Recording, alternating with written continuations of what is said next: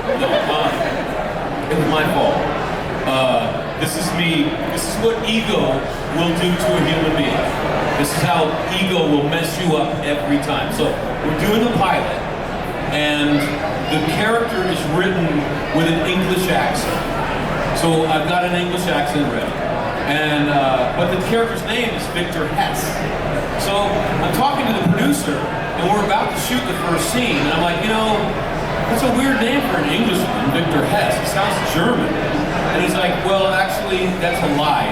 That's not his real name. He's like a criminal, you know? But he could be from anywhere. In fact, you know, what accents can you do, Jake? Let's talk about it. And this is where ego comes in. I said, I can do any accent that you would hire me for.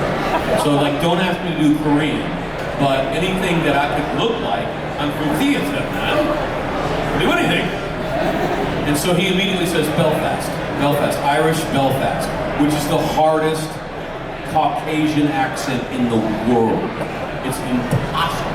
You have to study months for it. Now, I should have said, oops, no, not that one. But the ego got me. I said, oh yeah, I can do that. And the accent just didn't cut it. And speaking of Walking Dead, dude who played Norman was playing my brother in Hawaii Five-O. He just has a short scene in the helicopter, and he dies, which makes me, you know, shoot my dear dad in the face.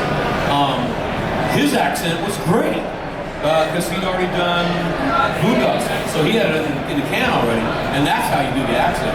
But if I could have just held my ego and said, I can't do that accent, let's just stick with English, they probably would have kept me longer, but the accent didn't fly. So